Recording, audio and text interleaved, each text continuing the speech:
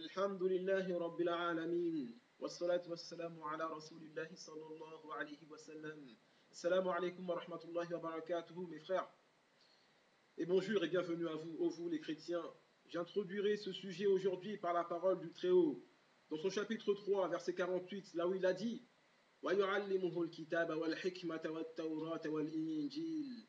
La traduction du sens rapproché de ce verset est il lui a certes enseigné, c'est-à-dire Allah a enseigné à Jésus l'écriture, la sagesse, c'est-à-dire la révélation, la prophétie, la Torah, qui est le livre qui était révélé à Moïse, et l'évangile, qui est le livre qui est propre à son époque.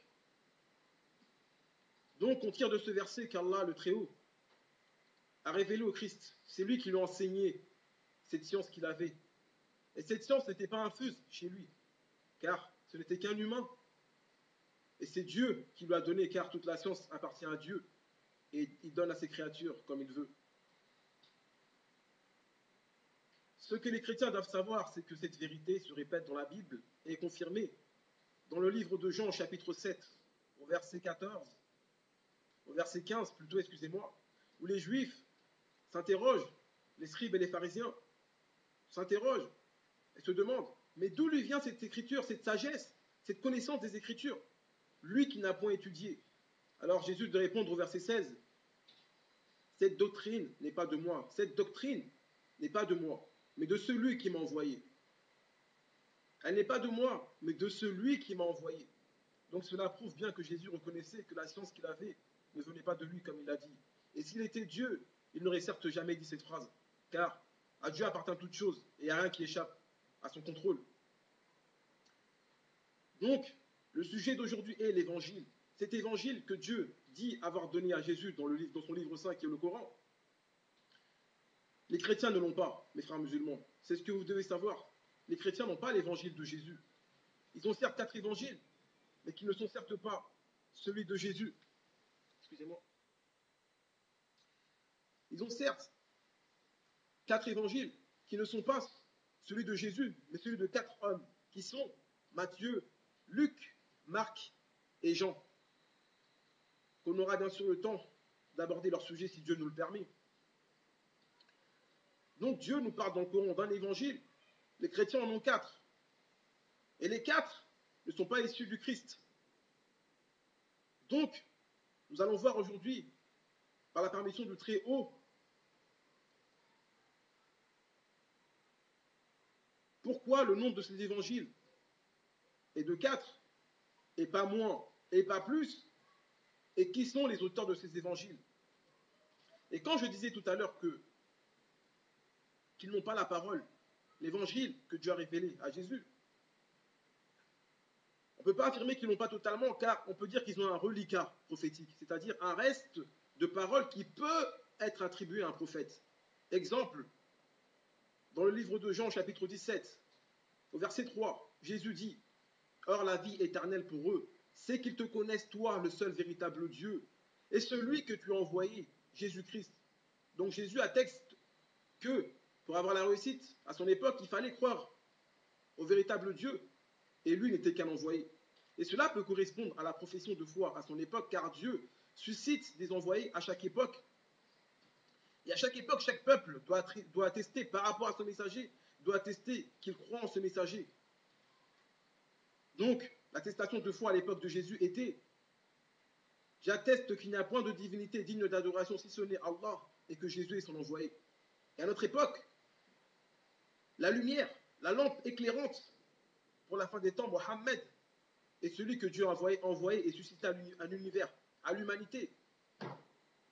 Et donc on doit attester qu'il n'y a point de divinité en dehors d'Allah et que Mohammed est son messager. Donc, je disais, cette vidéo va être sur le sujet du nombre. Pourquoi 4? Et la prochaine, ou les prochaines, si Dieu me le permet, seront sur les auteurs de ces 4 évangiles.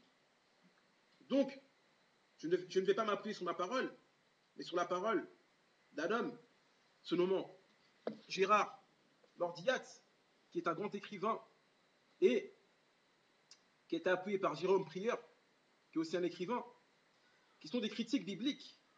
Donc je vais prendre leurs paroles et vous lire, afin que vous ayez une idée sur le nombre des évangiles.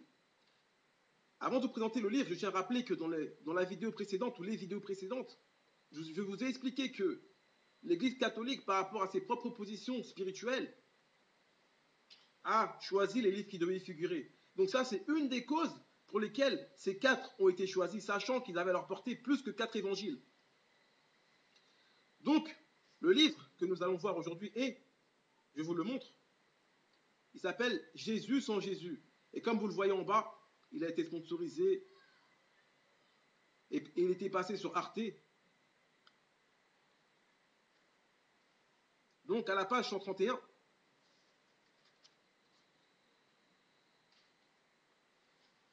le chapitre s'appelle 4 évangiles. Je vous lis. Il est écrit que la décision de conserver 4 évangiles, malgré leur diversité, leur divergence, leurs contradictions, est donc un choix très ancien. Donc on tire de cela que, avant déjà, les gens pensaient, par les gens, je nomme l'Église, les dirigeants pensaient à choisir que 4 évangiles. Il est dit que malgré leur diversité, leur divergence, c'est-à-dire que, et leurs contradictions, c'est-à-dire que dans ces derniers, on trouvait des contradictions et des divergences. Et rappelez-vous la parole du Très-Haut où il a dit أَفَلَا يَتَدَبَّرُونَ الْقُرْآنَ وَلَوْ كَانَ مِنْ عِنْدِ غَيْرِ اللَّهِ لَوَجَدُوا فِيهِ اخْتِلَافًا كَثِيرًا. Ce verset se trouve dans le chapitre 4 du Coran, et c'est le verset 82. La traduction du sens approché est: ne médite-t-il donc pas sur le Coran, sur le Coran? S'il provenait d'un autre qu'Allah, ils y trouveraient dedans de maintes contradictions, de nombreuses contradictions. Si on applique ce principe à la Bible, c'est-à-dire que un livre dans lequel on trouve plusieurs contradictions n'est pas divin, ne vient pas d'Allah. Donc, ici, il est dit que malgré leurs contradictions, ils ont quand même voulu les rassembler. Il est dit ensuite, c'était un choix qui n'allait pas de soi, c'est-à-dire très difficile. Ainsi, je vais vous citer plusieurs exemples de divergences entre l'Église, car certains ne voulaient pas 4 manuscrits.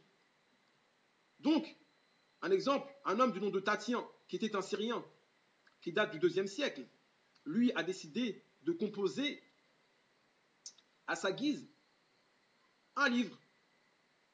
Donc, comment allait-il le composer? Il voulait fragmenter, prendre des extraits de chacun des 4 évangiles et former un texte homogène. Donc, il aurait inventé encore un livre, à sa guise, bien sûr. Il a nommé même Diatessaron, qui veut dire littéralement 4 évangiles en un.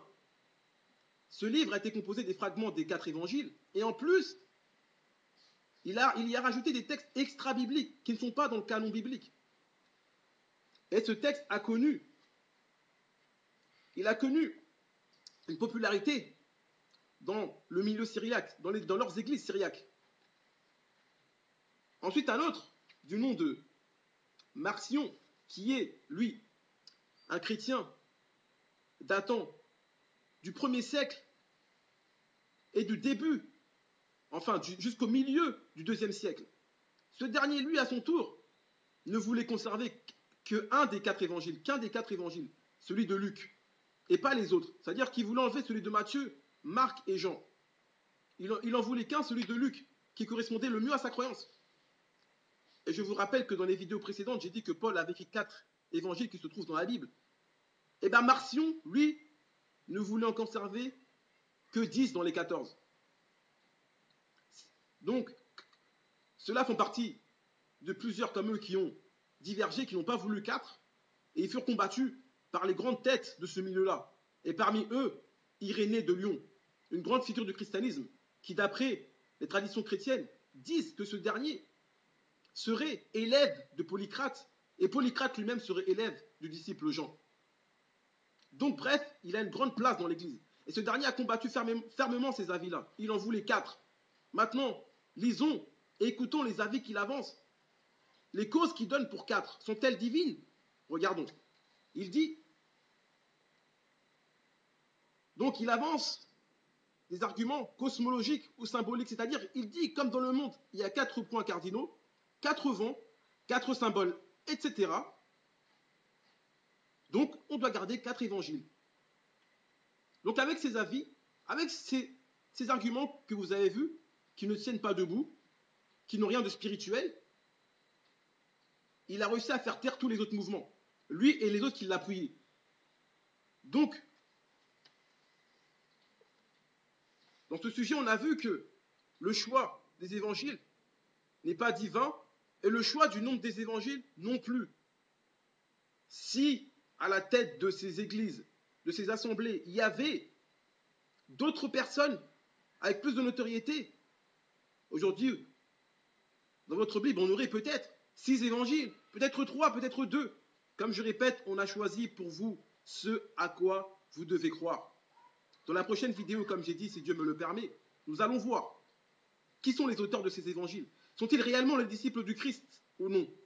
Subhanaka Allahumma bihamdik. Ashhadu an la ilaha illa ant wa astaghfiruka wa atubu ilayk.